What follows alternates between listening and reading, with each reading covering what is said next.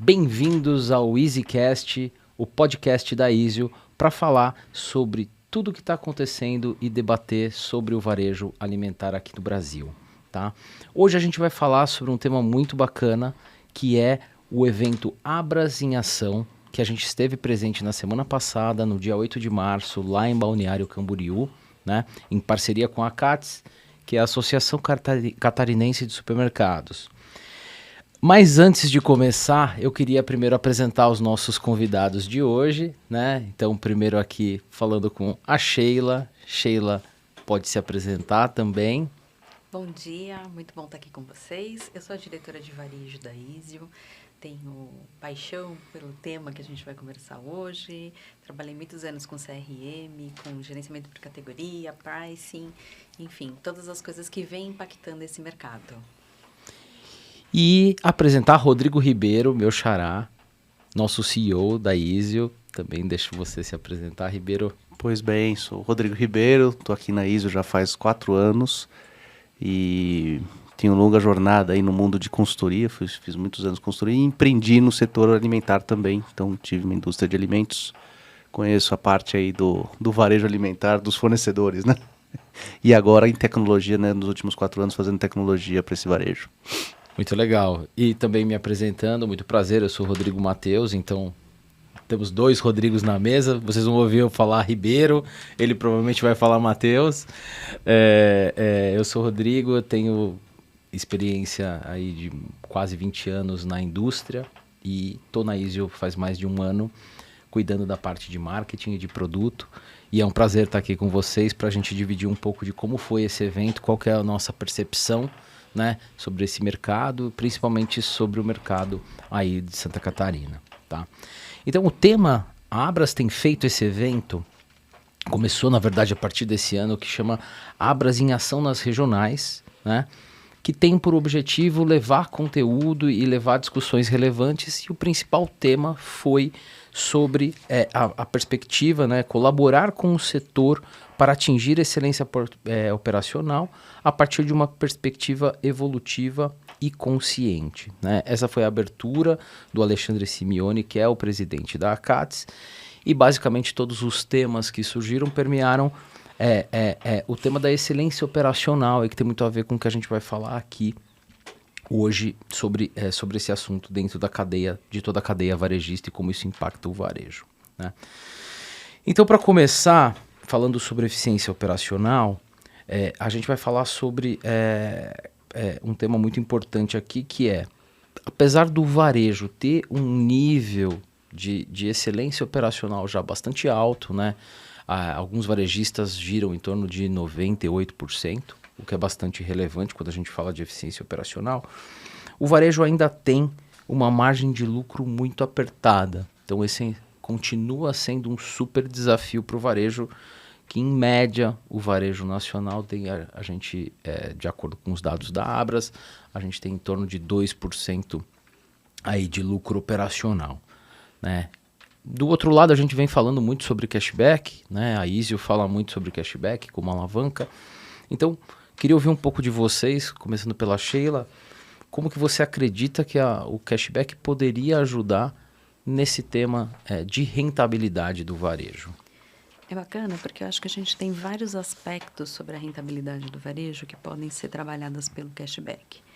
Efetivamente a partir da questão operacional, né? Porque hoje a gente vê que um dos grandes vilões aí na eficiência operacional, principalmente quando a gente está falando de redes que tem muitas lojas e tudo mais, é manter o padrão operacional em loja.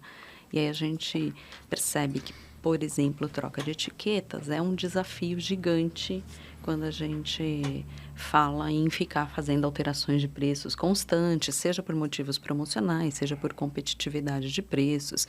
Então, quando a gente olha para esse aspecto onde o cashback entra como uma ferramenta onde você não mexe no preço regular, porque você oferece um benefício que ele vai utilizar na próxima compra, então você já está combatendo ali um dos grandes vilões da ineficiência, que é justamente essa questão de troca de etiquetas, emissão, que gera problemas, né, no caixa, que gera problemas de divergência de preço, enfim, causando inclusive uma péssima experiência para para o shopper, né?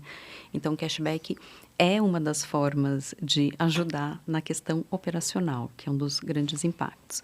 Mas quando a gente fala de rentabilidade de uma forma mais ampla, aí a gente também tem toda a questão de não mexer no fluxo de caixa no primeiro momento, né? Quando você substitui o desconto pelo cashback, você está dando benefício para o cliente, mas só no momento em que ele volta para a sua loja.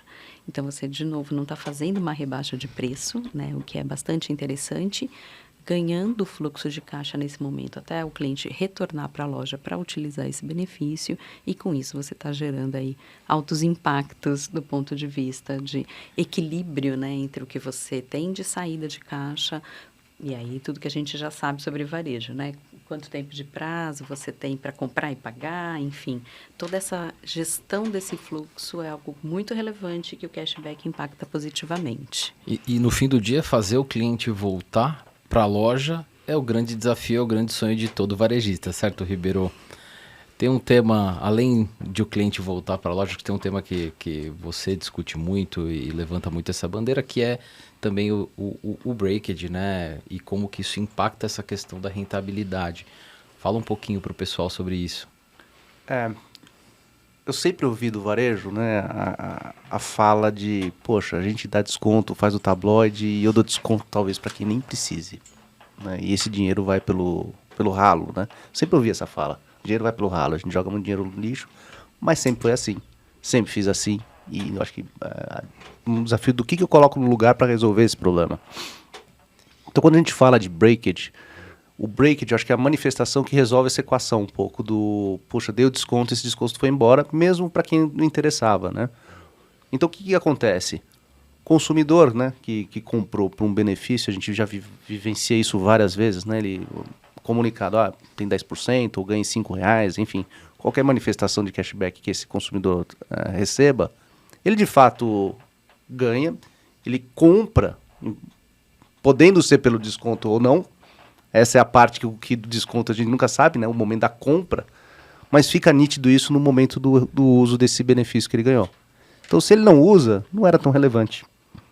Então, é aquela parte do tabloide que você deu desconto, que você jogou no lixo, ele volta para o seu bolso, porque o consumidor não necessariamente resgata esse benefício que ele recebeu. Quando ele deixa de resgatar, milhões de motivos, né? A gente acompanha isso e os valores são significativos, é um ganho para o varejista. Então, é uma coisa que eu dou desconto, né? 200, 300 mil reais que eu aloco em desconto para uma operação de uma loja. No final do dia, depois que o cliente não voltou, parte desses 200, 300 mil reais que eu dediquei para o cliente, aqueles que não voltaram, deixou 50, 100, 200 mil reais aí para a operação. Então, o breakage é justamente o evento em que o consumidor, né, o shopper que ganhou o benefício do cashback, abdicou de usar. Isso não quer dizer que o desconto não foi bom, porque ele gerou a compra, tanto é que ele ganhou o benefício. Então, acho que essa é a beleza do cashback vis-à-vis o que é o desconto. E aí, obviamente, isso vira rentabilidade na veia, porque você acaba deixando de dar o desconto em detrimento do cashback e ajuda isso na rentabilidade e na eficiência operacional no limite do varejista, né? Como tem um efeito temporal o cashback, qual que é o evento temporal? O desconto é no momento da compra. Então, você comprou, agora tem que colocar número, né? Vamos comprar um produto de R$10. Desconto de 10% é R$1 de desconto. Na hora que você vai no modelo tradicional, você recebe R$9. E isso aí é o dinheiro que foi. E foi para todo cliente que passou na tua loja. Então, aqueles que já comprariam e aqueles que foram mobilizados pela promoção. É isso aí. Então, o cenário do desconto foi R$1 para todo mundo que passou o produto na frente do caixa, querendo ou não desconto. Então, essa é a parte do dinheiro indo pelo ralo. Quando a gente substitui essa realidade por uma dinâmica de 10% de cashback e o consumidor, qual que é a dinâmica dele? Ele paga os R$10, ele não paga 9. Então, o primeiro impacto dessa compra é que você, de uma venda de 9, passa a ser uma venda de 10. Porém, você tem um compromisso de pagar R$1 na próxima compra desse consumidor, quando ele voltar na loja. Dentro do prazo antes do vencimento desse cashback, cashback vence, né? Então, ele voltando, tá tudo certo. Se fosse o cliente que vai pro desconto e quer o desconto, Então ele pagou R$10, na próxima compra, daí ele tem uma nova compra, então você está fazendo já 2 vendas para um evento de desconto, óbvio, ele vai ganhar outros cashbacks, mas na próxima compra ele resgata esse R$1. E aí tem uma sensação de fidelização que é importante no consumidor, fala, poxa, esse é um varejo que está me dando dinheiro para comprar mais. Que o desconto não dá essa percepção. O desconto dá a percepção de benefício imediato, mas é o que a gente vê, e aí são os números, Sheila, você pode aí explanar um pouco mais, mas é impressionante como as pessoas que estão usando o cashback têm um comportamento de compra muito diferente do que as pessoas que só usam desconto como alavanca. Então esse efeito de voltar, eu tenho dinheiro para recomprar nesse ponto de venda, tem um impacto que gera mais resultado. Aí eu vou passar a bola para você. Não, mas eu vou pedir para segurar, porque a gente vai retomar esse tema mais no final, então perfeito. Segura essa informação para a gente compartilhar lá na frente, nas próximas perguntas. Mas acho que assim, voltando para a eficiência operacional, ontem eu tive num evento com varejistas de outro setor, e que é uma realidade do varejo supermercadista, que ele falava que ele tinha uma média de 30% de turnover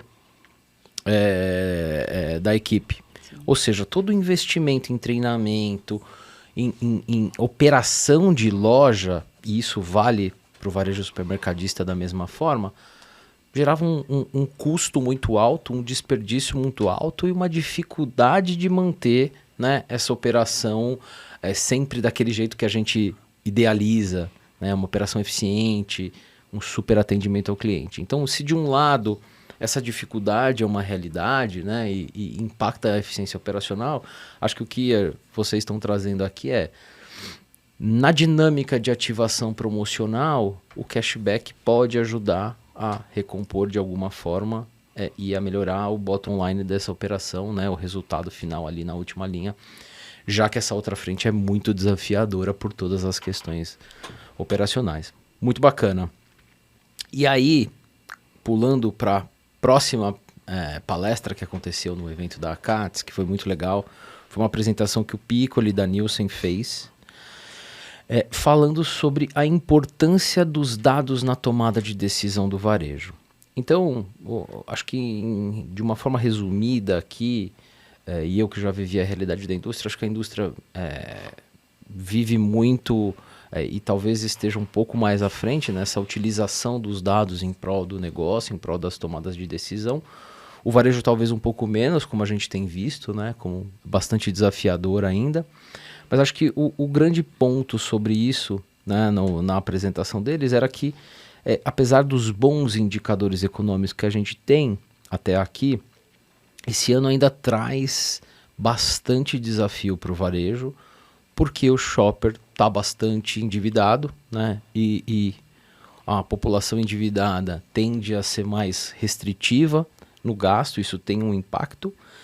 E esse endividamento, na visão da análise da Nielsen, acaba reduzindo a lealdade de marca, porque o preço está cada vez mais relevante na escolha do canal pelo consumidor, né? Então, como que isso tem moldado o comportamento do shopper na compra e como que, para garantir o aumento de share of wallet, os varejos acabam utilizando uma estratégia que é uma estratégia finita, né? Que é a estratégia de expansão. Então, por mais que ainda haja espaço para expandir, esse modelo de crescimento vai se esgotar em algum momento. Então, quando a gente fala de usar os dados, analisar os dados, comportamento de compra do consumidor e tudo mais, a pergunta que fica aqui para vocês, vou começar agora pelo Ribeiro, os programas de fidelidade ainda ajudam nesse quesito de dados? Se ajudam, como que a gente enxerga que isso ajuda, tá? Para o varejo poder avançar nesse sentido? Tem uma... Aí eu vou resgatar meu histórico de consultoria aqui do passado, né? Tinha uma prática do passado que a gente sempre usava numa relação entre empresas, né? Toda empresa vende para outras empresas um produto ou serviço. E existe uma dinâmica comercial, uma loja comercial, que é o quanto cada cliente gera de rentabilidade para quem vende. Então você tem o nome disso é o custo de servir, né? O quanto me custa servir cada um desses clientes. E isso exige você fazer conta. que é o custo de servir? Eu tenho que pegar o vendedor, o quanto custa, o produto e serviço que eu faço, quanto a logística. custa, a logística, tararara, e assim por diante, para você falar, poxa, vale a pena vender para esse cara? E muitas vezes, na época de consultoria, encontrava um monte de segmentos de clientes que não valia a pena, apesar de gerar faturamento, quando se olhava a margem líquida, era uma operação muitas vezes não rentável. Exemplo, eu entregava o produto para uma loja, quando olhava o custo logístico, o valor que ele colocava era menor do que me custava para entregar. Então, a operação que uma vez eu tinha uma reunião com um cara feliz da vida, me deu 3 milhões de reais de um sabonete para o Amapá. Só o frete nada que pagou, acabou com a margem. E era o produto que esse sabonete estava com uma margem super espremida. Ele estava num processo que estava com baixa produção, enfim. Horroroso o modelo nesse sentido. Foi uma venda de um item, um valor muito alto, mas quando a gente fez a conta no final do dia, prejuízo. Então, quando eu vou para o cenário do varejista, o varejista tem muito consumidor que dá prejuízo para ele no final do dia. Porque ele só vai lá para entrar o produto promocionado, comprar aquele margem baixíssima, aí ainda reclama e pede... Escolhe o que está no tabloide. Escolhe o que está no tabloide. Essa é a vai prática. embora. Essa turma é uma turma que você tem que identificar quem que é. E aí eu vou colocar outra turma. É a turma que te traz realmente um impacto de resultado. Então, mesma analogia que na relação B2B, né, tem a relação do varejista com o consumidor. Então, onde é que entra o CRM? O CRM entra justamente nesse mecanismo de identificar quem são seus clientes. Então, é a jornada para você saber quem está comprando, e aí de quem está comprando, quem vale a pena você ter um esforço maior, dar um desconto maior, dar um desconto menor, entender o que ele quer de você. Então, se você fica dando desconto para o cliente que só consome desconto de você, é uma energia que você vai dedicar para queimar mais margem. Ele não vai comprar mais de uma forma produtiva para o teu negócio. Ele vai comprar de uma forma meio que destrutiva, só para levar oferta e promoção. Agora, a pergunta é, você sabe quem são os seus top 5, 10, 100 clientes? Né? Antigamente, o varejista tinha na cabeça isso. O dono da loja, ele sabia quem eram os clientes. Cuidava super bem dessa turma. Cadernetinha, né? Então, o CRM, no fundo, quando aumentou o número de lojas, aumentou o número de... Você perdeu esse contato com o consumidor. Você perdeu essa noção de quem é quem. E o CRM é a forma que eu vejo para poder identificar isso. E o que eu estou falando de CRM? Basicamente, identificar quem é esse consumidor na sequência de compras que ele tem. E você saber quem ele é, para poder, aí sim, começar o trabalho de relacionamento. Mas é uma metodologia custosa, é uma metodologia que exige dedicação, exige estruturação, exige tecnologia, exige gestão. Não é porque você tem lá no sistema, lá o capítulo CRM, que você tem isso dentro de casa. Então, o que eu vejo é muito isso. Quando a Nielsen fala dados é importante, aí eu vou conectar com a minha fala aqui. Totalmente importante para eu saber separar quem é o cliente que vale a pena e quem não vale a pena. Porque quem vale a pena eu vou fazer alguma coisa a mais. Vou comunicar diferente, vou dar uma oferta diferenciada. Agora, quem não vale a pena eu vou fazer um outro tratamento que cabe no bolso, né? Então, é um pouco essa lógica que eu vejo, tá? Então, o CRM vale com uma clareza e um objetivo, ele vai valer sim, sempre. Mas se não tiver, porque eu comprei lá o sistema, me venderam e colocou, provavelmente você está perdendo dinheiro. Acho que aí tem uma diferenciação entre você ter a solução do CRM e efetivamente fazer CRM, tá?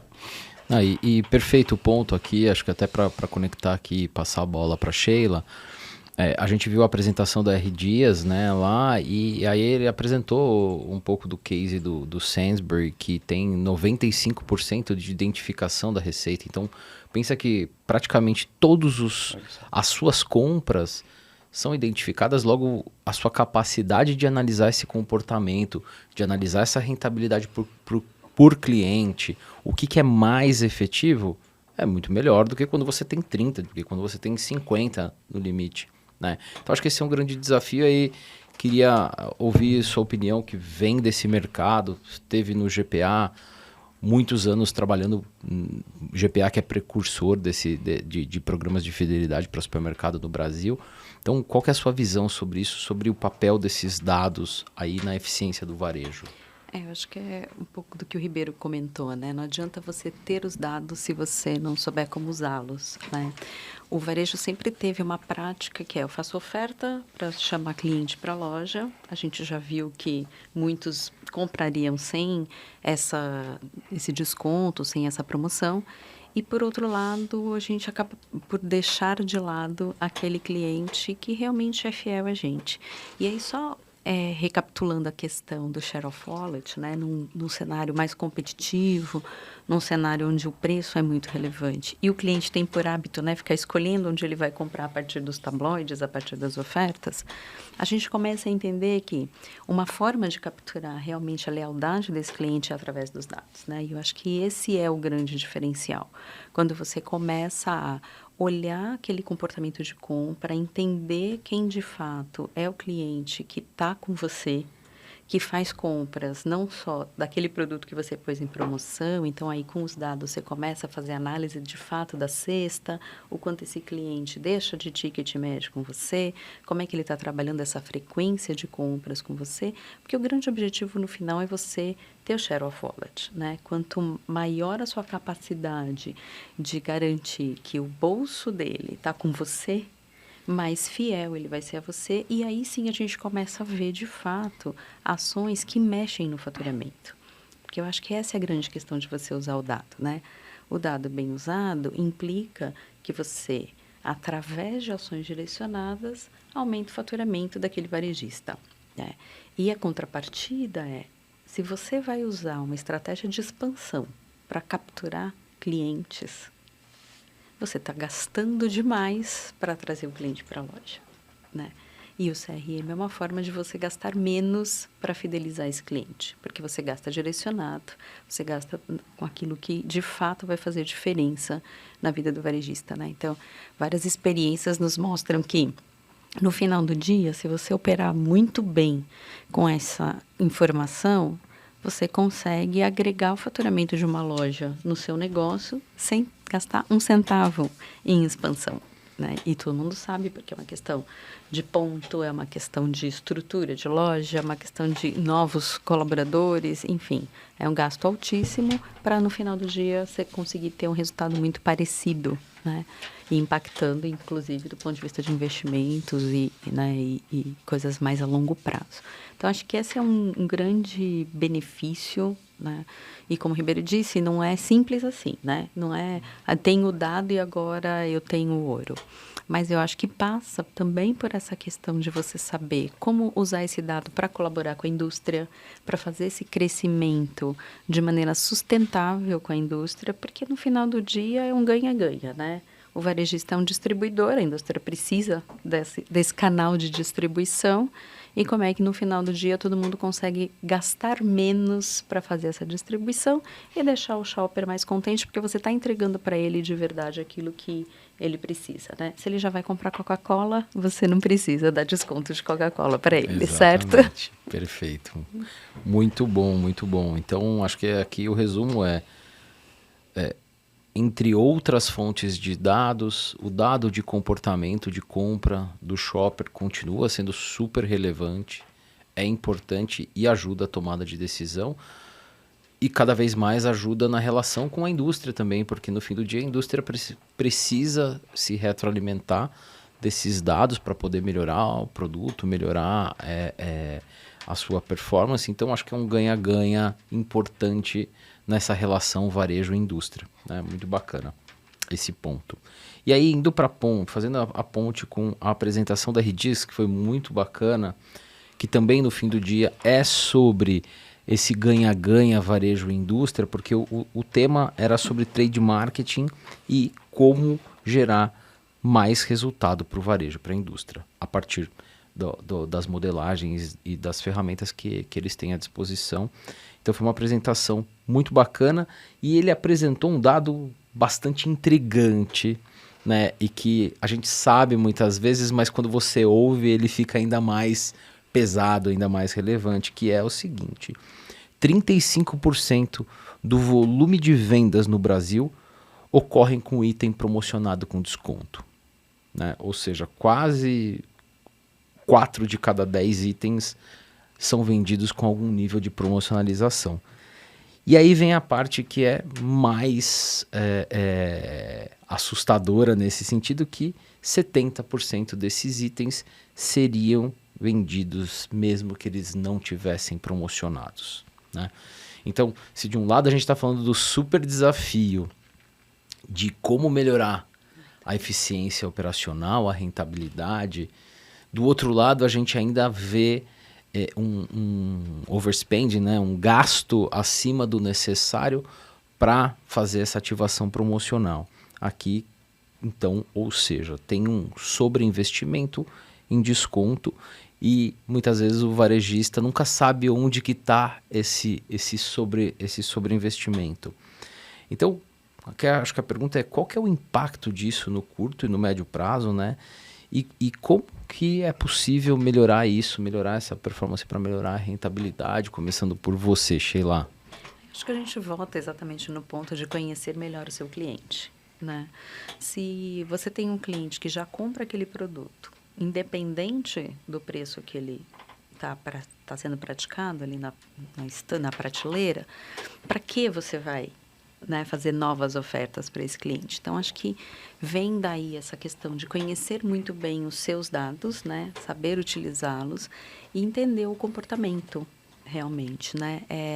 Não é uma ciência da NASA, ela não é simples, mas não é uma ciência da NASA. Você olhar para toda a sua base de clientes e falar, bom, fiz a oferta de feijão carioca, né? E eu sei que o feijão carioca é um produto abastecedor e que, então, essa compra acontece uma vez por mês. Eu não vou fazer uma análise se ele comprou 4 vezes no mês, porque não é um produto que ele vai comprar 4 vezes no mês. Mas se todo mês ele compra esse produto com você, independente do preço, está resolvido. Ele não precisa receber essa oferta, né? E aí você começa, de fato, a trabalhar na rentabilidade. E aí eu acho que tem 2 coisas que são muito importantes da gente separar, que é a história de realmente gerar fluxo para a loja, né? A oferta tem muito este papel, né? Bom, enfim, se o cliente não vê que tem alguma promoção, talvez ele não vá, e essa é sempre uma insegurança de todo varejista, né? Quem nunca ficou desesperado quando falhou o abastecimento de um produto que estava em oferta, né? No final de semana. Então, acho que isso é uma prática que realmente leva o cliente para a loja. Por outro lado, você tem que ter a sabedoria de entender o ticket desse cliente para não promocionar aquilo que ele já leva. Então, se eu vou usar o leite como gerador de tráfego, eu não preciso colocar todos os outros itens que normalmente fazem cross com esse produto em oferta, porque senão eu estou baixando não só meu ticket médio, mas absurdamente a minha margem.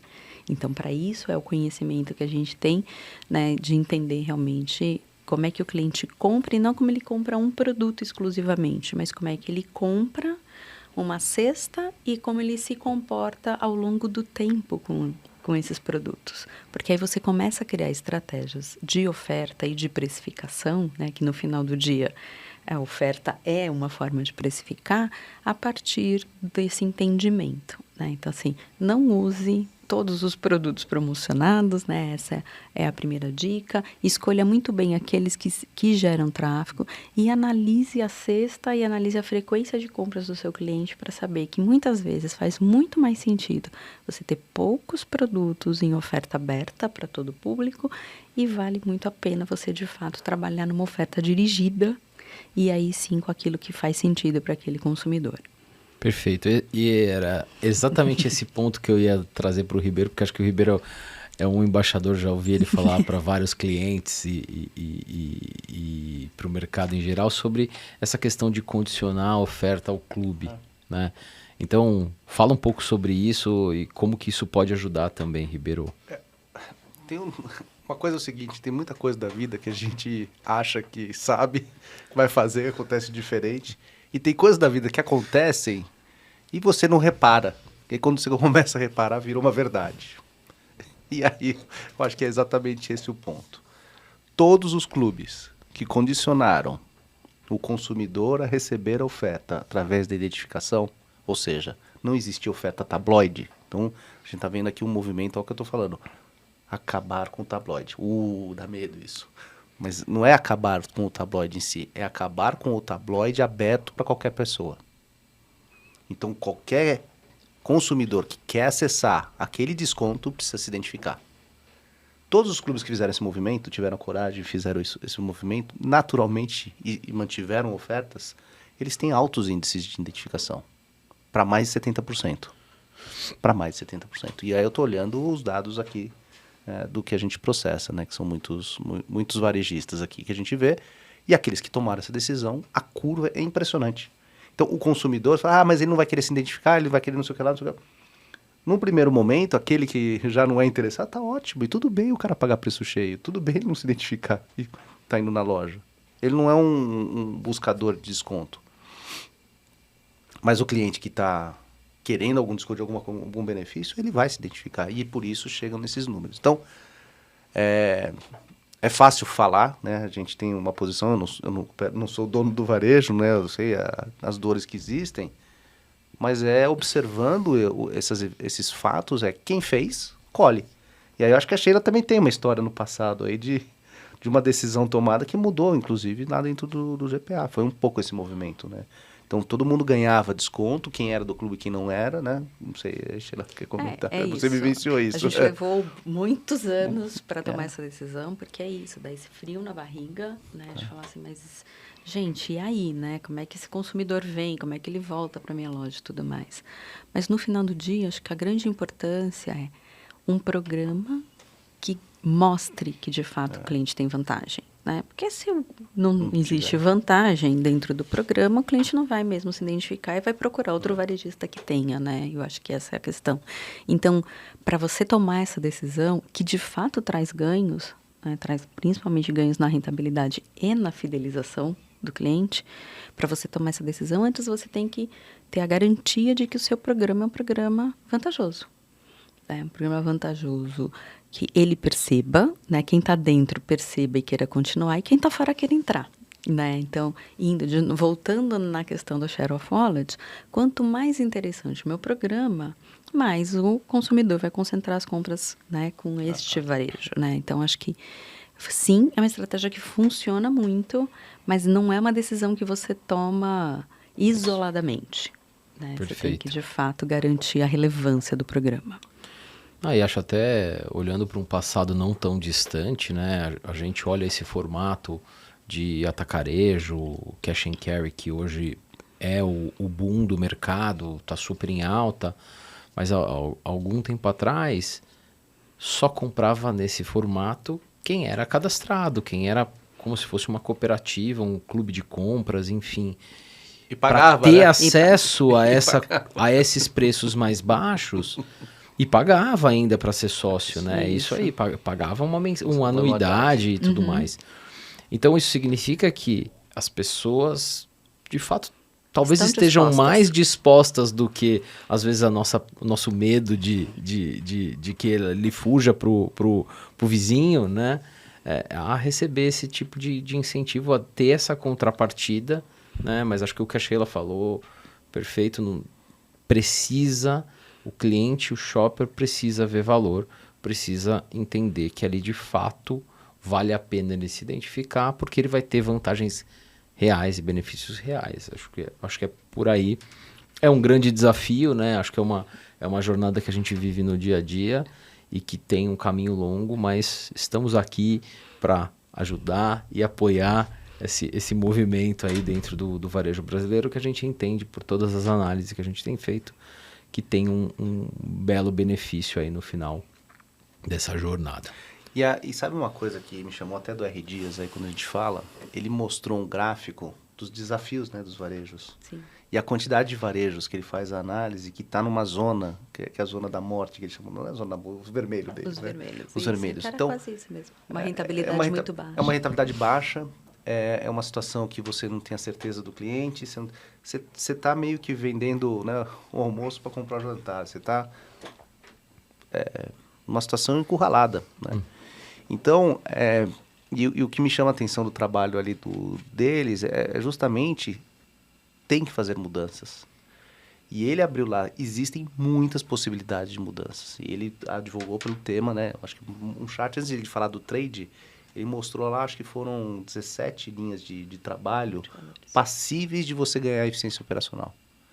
Então, tem um negócio, um momento de escolha também do varejista, que não dá para ficar escolhendo 17 coisas para ficar gerenciando e mudando padrões de 17, né? Não vai.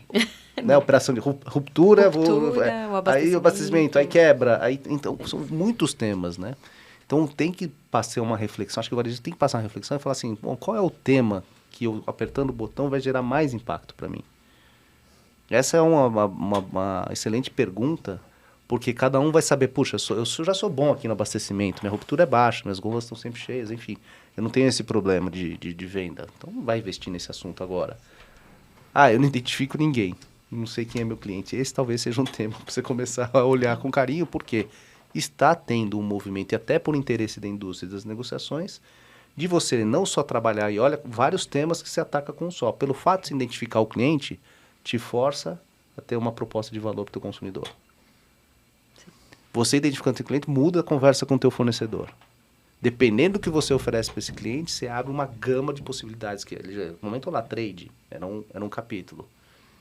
A gente falou aqui do CRM, de você fazer campanhas focadas. A gente falou do cashback, que aumenta a margem com breakage. Então, tem alguns temas, e esse acho que é um que viabiliza muita coisa. Então, acho que essa é um pouco a discussão conectada aí com essa palestra do R. Dias, né? Que existe muita coisa para fazer. Ter uma boa escolha de onde investir, eu acho que é um primeiro passo aí para melhorar a rentabilidade, né? Muito bom. Agora falando, a Sheila também esteve lá apresentando, uma apresentação muito bacana, acho que foi super interessante os feedbacks que a gente recebeu. Você falou sobre o cashback como alavanca de rentabilidade do programa de fidelidade. Então conta um pouco sobre como foi essa apresentação, o que você contou para o varejista lá de Santa Catarina, que você pode dividir com os outros varejistas que estão escutando ou assistindo a gente agora, Sheila. É bacana quando a gente pode falar sobre rentabilidade para um público, né, que sofre todos os dias com esse tema, né? Então, a gente até brincou ali naquela apresentação que no final do dia a gente está aqui como empresa para ajudar o varejista a descascar esse abacaxi da rentabilidade, né? E por que isso é um abacaxi? Todas as razões que a gente já conversou aqui e a gente não precisa repetir. Mas a gente acredita muito na questão do cashback como sendo, de fato, uma alavanca para ajudar na rentabilidade, porque ele acaba atuando em vários aspectos, né?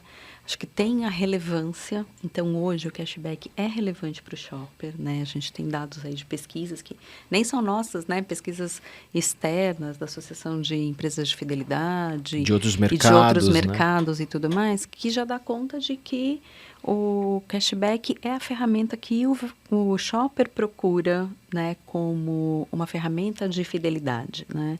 66% dizem que gostariam que o seu supermercado oferecesse cashback, o que é um alerta muito grande, porque o cashback ainda é uma coisa assim, mas meu cliente vai entender o que é isso. E no final do dia, a gente brinca, fala que é seu dinheiro de volta e que tudo funciona melhor, né? Porque o entendimento hoje está mais claro, né? A gente sabe que é uma prática ainda pouco utilizada no varejo alimentar, muito utilizada em outros segmentos, mas a gente ouve hoje do consumidor que ele gosta dessa prática e ele quer que o supermercado tenha essa prática. Então, acho que esse é o primeiro ponto, né? Você, de fato, passa a trabalhar com um benefício que é aquele benefício que o seu shopper está pedindo, né? Então, isso é bastante importante.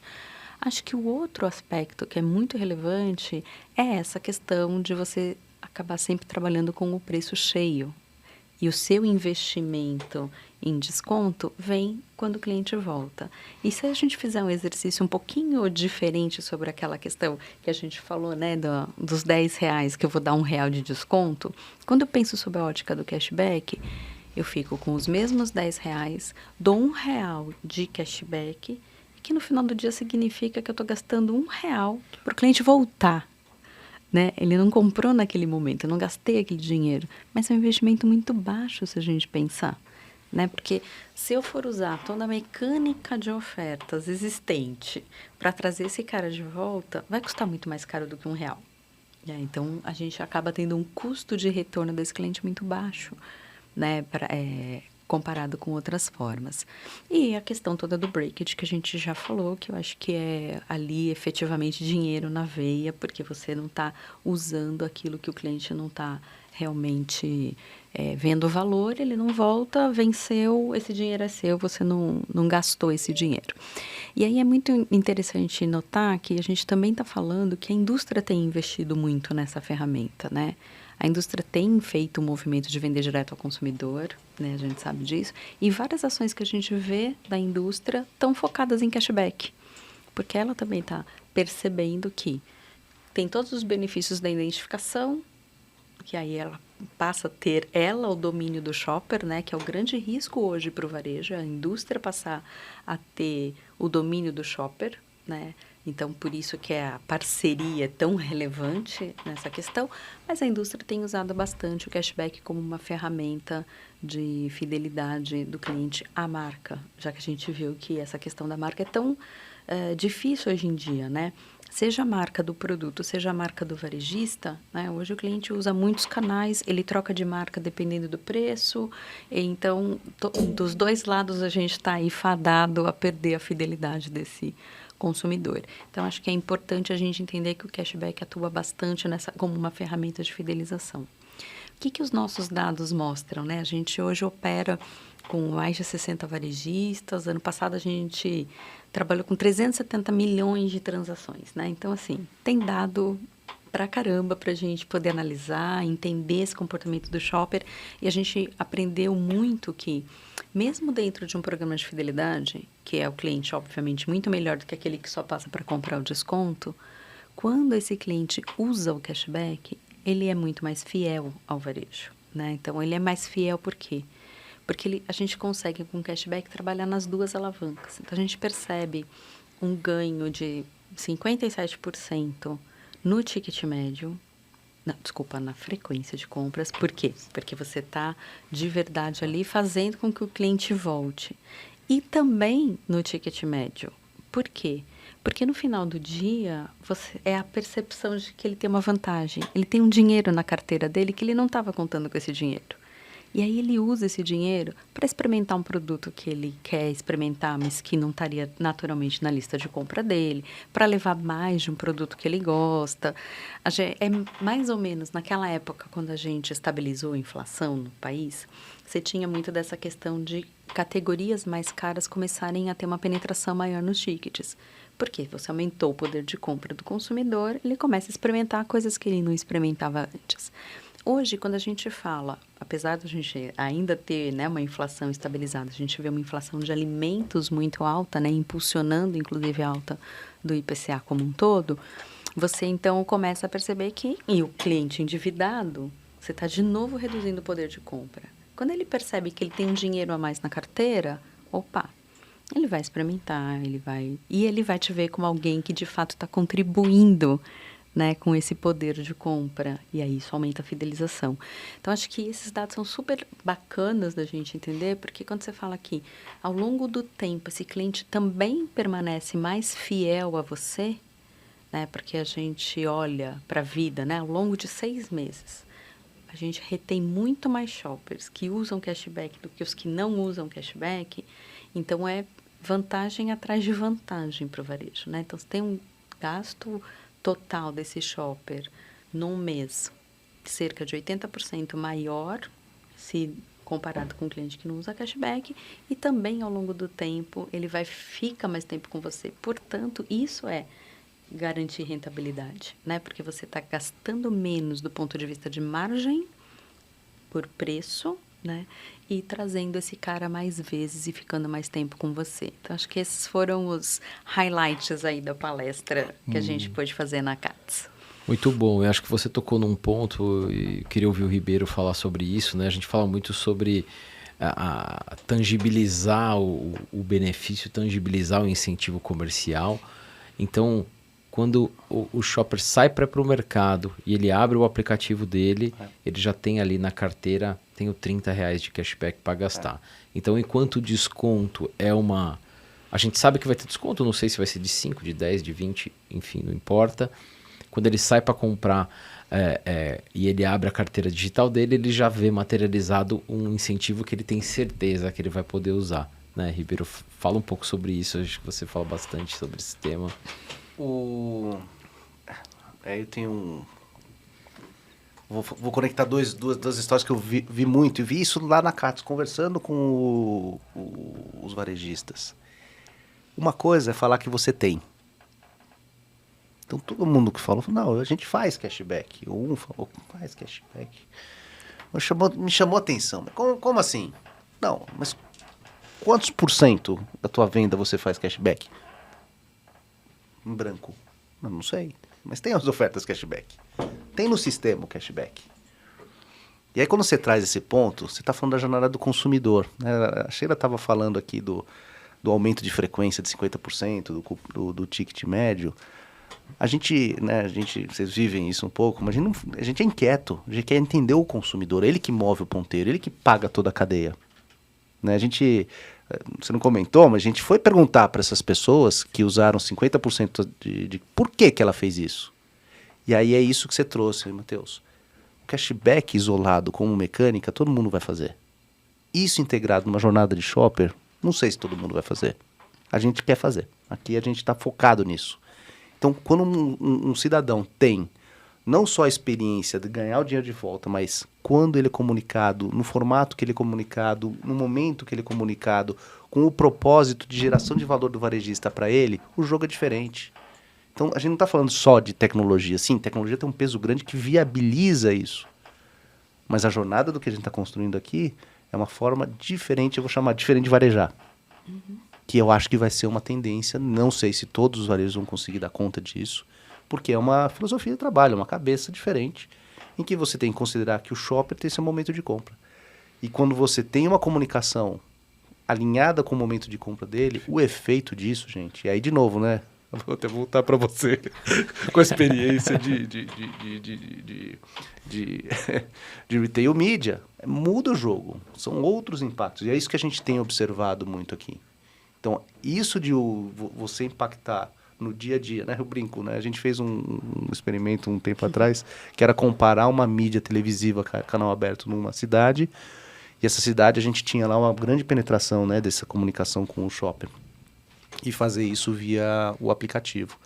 A performance da televisão versus a performance do aplicativo, assim, do ponto de vista de resultado para o negócio e de execução operacional, é muito diferente. Por quê? Televisão você faz um pico num dia, quando você vê, você verticalizou a venda, perdeu venda porque deu ruptura de produto. No aplicativo você vai soltando, você aumenta a venda de forma constante, distribuída no tempo, sem ruptura.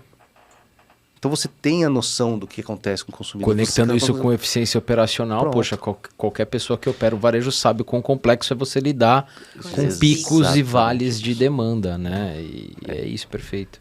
Mas é isso, né? Então a gente está conectando muito o que é esse shopper, o comportamento dele e os desafios, óbvio, né? Com esse conhecimento todo interno que a gente tem, de como que eu conecto isso com a última pesquisa que a gente fez, campanhas feitas sem sortimento adequado para a campanha.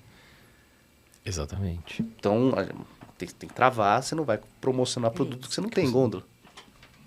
Então, são vários desafios. São vários. Exato. Legal. Vou parar por aqui. Excelente. Acho que já para a gente começar a encaminhar para o final, queria pedir para vocês falarem sobre duas coisas aqui para a gente já ir fechando o nosso papo. Acho que o Ribeiro conversou muito com o Celso e o Galassi da Abras, conversou com o Alexandre da Acates, conversou com muito varejista da região. Sim.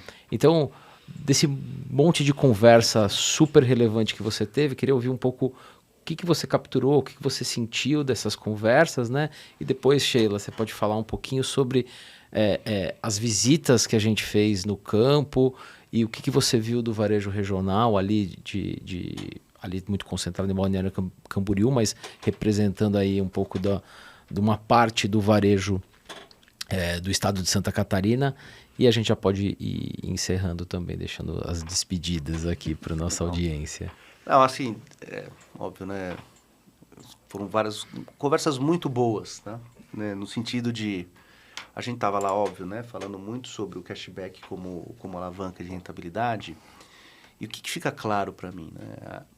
O varejo no Brasil, né? Todo mundo fala que é uma coisa só. Não é uma coisa só. São milhões de tipos de varejistas. São milhões de tipos de estratégia. Pô, a loja tem estacionamento na frente. Pode até ser parecida, mas não são iguais. E aí, ficou muito claro para mim que cada um está num estágio muito diferente para absorver esse tipo de fala aí de consumidor, né? Nítido para mim, né? ainda estamos presos no modelo de varejo focado no fornecedor. Então, a loja é reflexo da estrutura de compra, não das características de mercado do consumidor, das necessidades do consumidor daquela região, como mentalidade, tá? Então, acho que isso é uma característica. Vai durar alguns anos isso ainda, né? E não acho que é fácil também sair de um varejo de fornecimento e ir para um varejo realmente de foco em consumidor. Mas estão dando... o que eu percebo? Um interesse, uma intenção e uma pressão também da indústria para ir mais para esse olhar, né? Quem é consumidor, como compra, o que valoriza, o que não valoriza. Então, isso foi bacana das conversas. E o conhecimento dos impactos, dos efeitos do cashback é uma coisa meio nova. Acho que o nome está no mercado, mas o que ele como potencial representa. E ele, num contexto, eu chamo mais da gente de o X de usuário com cashback, o potencial que isso tem na mesa é mais novidade, apesar de ser um mecanismo antigo, né? Então, tem um processo de esclarecimento, de aprendizado em cima dessa dinâmica. É a combinação da... Né? Aí não foi... O varejo está conversando com ele e falou assim, poxa, eu morei nos Estados Unidos. E lá, no domingo, eu morei com uma família americana, e no domingo tinha... Eu já tinha comentado isso, ele falou, realmente tinha a dinâmica do cupom. Então, ele pegava o jornal, era uma pilha, ele descreveu, era uma pilha de jornal, e ele ficava distribuindo. Esse foi para você, esse foi para você, isso aí para economizar. Então, a cultura da cuponagem, né? O cupom é justamente isso, né? Você pegar o benefício para fazer a compra e incentivar a presença em loja. A gente digitalizou esse processo no Brasil. O Brasil é uma das populações mais digitalizadas do planeta. Então, a gente tem a possibilidade, né, desse negócio de papelzinho ser diferente. Você saber quem é a pessoa, que momento que está fazendo isso com o papelzinho. Então, isso é uma novidade grande, eu acho que para esse público, e um interesse muito grande, né? Outra coisa que eu vi é o interesse muito grande nessa jornada, tá? E que às vezes tem um ponto, né? Às vezes a pessoa já até experimentou, né? O varejista já até experimentou, mas muitas vezes mal executado e gera uma rejeição, porque teve uma experiência, sim, com um perfil, uma operação. Isso. Então isso também dificulta muito. Acho que aqui o convite é... Vamos falar mais sobre essa alavanca, sobre esse modelo, sobre os benefícios e vamos fazer mais testes sobre isso para a gente poder seguir avançando no fim do dia na rentabilidade do varejo, né? Quer ver um exemplo? Outro exemplo, né? Eu conversando com o varejo, ele falou, não, eu tenho o aplicativo. Quantos % dos teus clientes estão com o aplicativo? Quantas vezes usa por dia? Quantos views, quantas utilizações? Não, a gente não pensa assim. É que daí o software house me deu essa tecnologia e eu estou usando. Então, a cabeça é muito no ferramental. Quando está nesse capítulo, faça a reflexão. Não fica aí. Bom ter a ferramenta, mas não é aí, não é o fim. Né? A ferramenta é um meio para a gente ir para gerar rentabilidade. E aí gera frustração, Matheus. Perfeito. E aí é onde falar, não funciona, por isso que eu mantenho e faço as coisas como a gente sempre fez, porque bem ou mal dá mais ou menos certo, né? Na média dá certo, para a maioria. Mas é isso aí. E Sheila, conta você agora sobre o que você viu do varejo de Santa Catarina lá em Camboriú na semana passada. Acho que esse é o gancho, né? O varejo tem métricas. E quando você vai para a loja, apesar da gente ter visto lojas bem operadas, né, assim, lojas com pouca ruptura, algumas exceções, óbvio, né, a gente encontrou e tudo mais, você percebe que ainda é uma cabeça de operar a partir da lógica de fato do fornecedor e como é que você está expondo o produto na gôndola. E com todas as dificuldades que isso traz, né? Então, falar do ponto de vista, por exemplo, quem opera com mais de um formato... A proposta de valor de cada formato é um desafio você ter clareza, né? E como é que você tem clareza de posicionamento quando você está falando de vários formatos sob uma mesma bandeira? A partir de métricas, né? A partir de informações, a partir do dado. Então, acho que fica bastante evidente que tem um espaço grande para que o varejo use, né, a informação, para além de conhecer o shopper na compra ali e evitar descontos desnecessários, mas também para entender quem é o shopper de cada loja, o que ele está buscando e o que você precisa entregar, né, para esse shopper. Então, acho que isso foi um dos aspectos que chamou bastante atenção nessa visita às lojas, da dificuldade de entender qual é o posicionamento. Acho que o lado muito positivo das visitas foi justamente o de entender que existe oportunidade em todas as categorias, né? Então, você saber, por exemplo, escolher um sortimento, saber precificar bem, saber onde você pode ou não pode ter serviço, né? Quem vai te oferecer produtos diferentes, vai abrir conversas com você e tudo mais. Eu acho que isso também é um exercício importante sob a ótica do varejo, para que ele traga um pouco mais de troca com a indústria, menos no sentido de receber o produto e colocar na loja, mas discutir sob a ótica desse consumidor que está dentro da loja, quais são as reais necessidades, né? Então, assim, de repente você não precisa ter um sortimento tão grande, e isso é outra coisa, né, que respira fundo e como é que eu vou discutir esse tema? Mas às vezes você não precisa ter tanto produto que acaba por gerar até mais ruptura em loja e tudo mais. Você pode ter menos, mas que vai entregar melhor aquilo que o seu cliente quer. E você consegue abrir essa conversa mais estruturada com a indústria, né? Então, acho que o que a gente viu no ponto de loja são muitas oportunidades de realmente utilizar o dado para ter lojas cada vez mais adequadas ao seu shopper, cada vez mais com visão daquilo que o shopper quer naquele momento, naquela localização, né? Às vezes você está muito ali num setor mais comercial, ou você está no setor mais residencial, ou de fato você é um atacarejo e a pessoa vai percorrer a distância que for necessária, porque ele acredita que você tem de fato melhor preço. Então, quanto você está entregando isso e sabendo trabalhar com todas essas diferenças? Acho que eu vi muitas oportunidades mesmo. E aí, nesse sentido, só para contribuir, né, a gente esteve junto nessa jornada aí de visitar os varejos e para usar um exemplo bastante importante dessa estratégia de precificação e de entender os dados, a gente referenciou alguns produtos para ver price point, price index e tudo mais, e numa rede, né, 3 lojas diferentes da mesma rede, num raio de menos de 5 quilômetros provavelmente. Sim. A gente viu 3 execuções de preço do mesmo item, né, onde o preço mais barato estava executado na loja que supostamente era o formato premium, né, da rede. E o preço mais alto estava exatamente no formato atacarejo, né? Então aí fica o ponto de o quão desafiador e o quanto que o varejo vai precisar ainda desse apoio para avançar nesse sentido e ter cada vez mais inteligência para operar isso, né? Recados finais, mensagens finais, a gente já está encerrando aqui, por favor. Não, acho que na dúvida liga pra gente sobre o tema de cashback. Mas eu acho que tem um negócio, ficou muito nítido, não comentei na parte anterior, mas muita gente falando, poxa, mas eu não tenho gente que me ajuda nisso. É impressionante. Então, como é um capítulo novo, né, as pessoas formadas, treinadas para esse assunto, não estão disponíveis, não chove, não cai, né, do céu. Então, tem uma necessidade, precisa de ajuda, não dá para fazer esse tipo de coisa assim, bater no peito e falar, vou fazer sozinho e porque a minha ferramenta implementa, ou porque meu fornecedor de CRM tem, coloca para rodar. Acho que tem que pensar um pouquinho diferente nesse capítulo, porque quando pensas com uma boa estratégia e faz uma boa execução com o objetivo do negócio, dá muito resultado. Então, acho que é um pouco isso. Liga pra gente. Perfeito. E você, Sheila? Eu acho que você trouxe um ponto lá atrás que é muito sobre isso, né? É uma filosofia, é um jeito diferente de pensar varejo.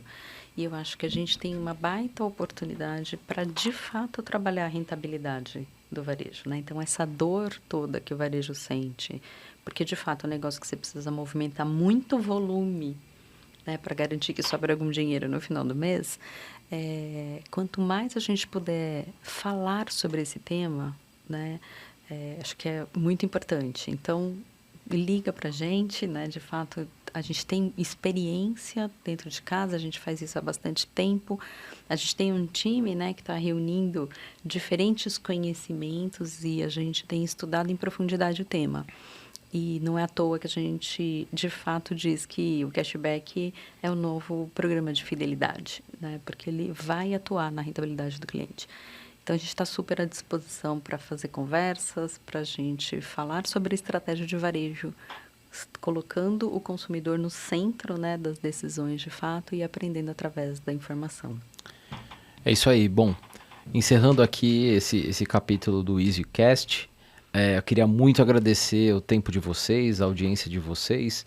Quero lembrar, a gente fala todos os dias, toda semana, a gente tem coisas novas sobre o varejo nas nossas redes sociais, então segue a gente, vai aparecer aqui na tela os nossos canais sociais. Como o Ribeiro disse, liga pra gente, tem alguma dúvida, a gente está super à disposição para conversar, para trocar ideia. E se tiver sugestão de algum tema que você gostaria de ver discutido aqui, a gente está super aberto também a receber esse feedback de vocês. Tá ok? Muito obrigado, até a próxima. Tchau, tchau.